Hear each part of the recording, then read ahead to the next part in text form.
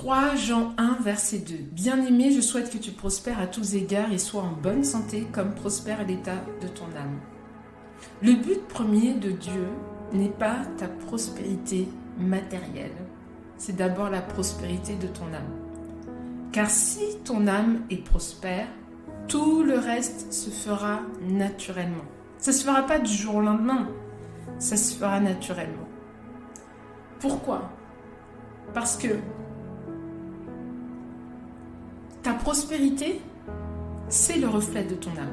Une âme instable, négative, n'est pas une âme prospère.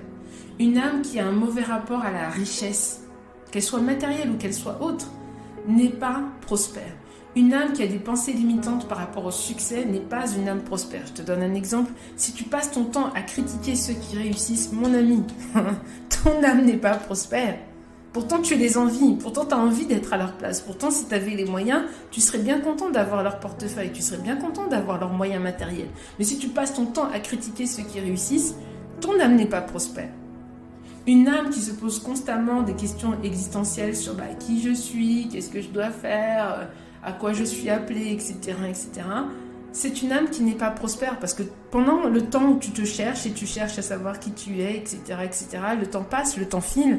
Et malheureusement, tu peux vivre des situations où parce que tu regardes la vie des autres, tu as l'impression d'être en retard. Or, une fois que tu as résolu certaines choses dans ta vie, comme le fait de savoir qui tu es, comme le fait de dire « Ok, moi je me réjouis pour les gens qui réussissent et je crois qu'un jour ça sera mon tour. » Et j'apprends des gens qui réussissent. Quand tu auras résolu certaines choses par rapport à ta foi, en te disant « Ok, oui c'est vrai Seigneur, ça m'arrive parfois de douter. Mais je crois que tu es le Dieu qui rend possible ce qui était impossible. Et je décide que c'est comme ça. Même quand c'est compliqué, je décide que c'est comme ça. » Quand tu décides que, ok, tu vas passer plus de temps dans la présence de Dieu et tu vas apprendre à fortifier ton esprit, parce que si ton esprit est fort, il viendra au secours de ton âme. Parce que l'âme, c'est là où il y a les émotions. C'est là où il y a toutes les questions existentielles. C'est là où il y a le vouloir. Tu vois ? Maintenant, si tu as un esprit qui est fort, il viendra au secours de ton âme et il pourra relever ton âme. Mais si ton esprit est faible, qui va venir te relever? Qui va venir t'aider? Est-ce que ça sera à chaque fois les gens? Est-ce qu'à chaque fois tu passeras du temps au téléphone pour dire oui, pour te plaindre de la situation? Ou est-ce que tu vas prendre le temps de mettre tes genoux par terre et aller chercher ce que le Saint-Esprit veut donner à ton âme pour qu'elle se relève? Et pour qu'elle ne soit pas toujours en train de se lamenter? C'est pour cette raison que je t'encourage depuis plusieurs semaines maintenant à te connaître et à savoir qui tu es. Parce que quand tu sais qui tu es, il y a des choses qui sont en train de se résoudre. Lorsque tu sais qui tu es, lorsque tu comprends pourquoi tu as la personnalité que tu as, il y a des choses qui vont se résoudre. Il y a des relations que tu vas pouvoir mettre au bon niveau. Il y a des comportements chez toi que tu vas pas, je dis pas excuser, mais que tu vas comprendre. Parce que tu vas te dire, ah oui, ok, ça c'est lié à ma personnalité émotionnelle. Je comprends qu'effectivement, moi, si les gens ne sont pas honnêtes avec moi, ça m'énerve. D'autres vont pas s'énerver et moi, je vais m'énerver avec ceux qui comprennent pas mon énervement. Non, il faut choisir, mon ami. On va pas s'énerver avec les gens parce qu'ils sont pas d'accord avec notre manière de voir les choses. Mais ça te permet de grandir, ça te permet de gagner en maturité. Parce que tant que tu ne sais pas qui tu es, tant que tu as ces pensées, ces mauvaises pensées par rapport à la réussite, par rapport au succès, par rapport à la parole de Dieu, parce qu'il y a des chrétiens qui ont de mauvaises pensées par rapport à la parole de Dieu. Tant que tu as ces pensées-là, mon ami, tu vas aller où? Tu vas vouloir, mais tu ne vas pas faire. Tu vas vouloir, mais tu ne vas pas pouvoir.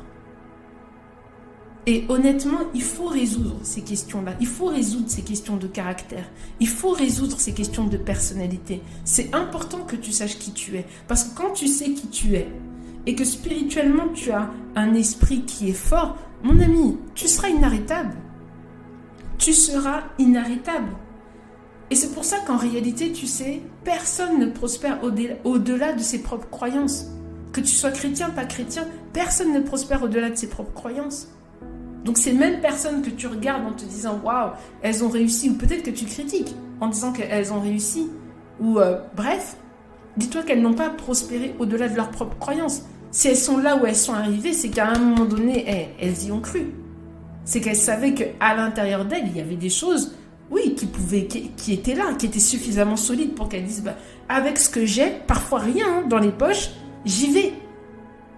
J'ai peut-être la niaque, j'ai peut-être la résilience, j'ai peut-être la persévérance, j'ai peut-être d'autres choses à l'intérieur de moi qui me permettent d'aller là où je veux aller. Et en plus de ça, j'ajoute de la diligence, je travaille, je suis concentrée, je m'inspire de ceux qui réussissent.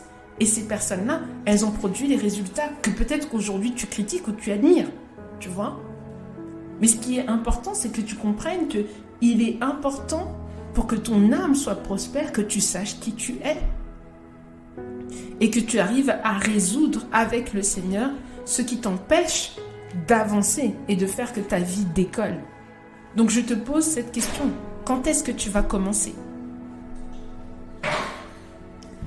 Et voilà, instant méditation, c'est fini pour aujourd'hui et je suis très heureuse d'avoir partagé cet instant avec toi. N'hésite pas à indiquer dans les commentaires ce que cet instant méditation a fait résonner en toi, quelles sont les questions que cela a pu susciter. Je ne manquerai pas d'y répondre. Et bien sûr, partage cet instant avec d'autres leaders qui pourraient en avoir besoin. Je te souhaite une très belle journée. Prends soin de toi.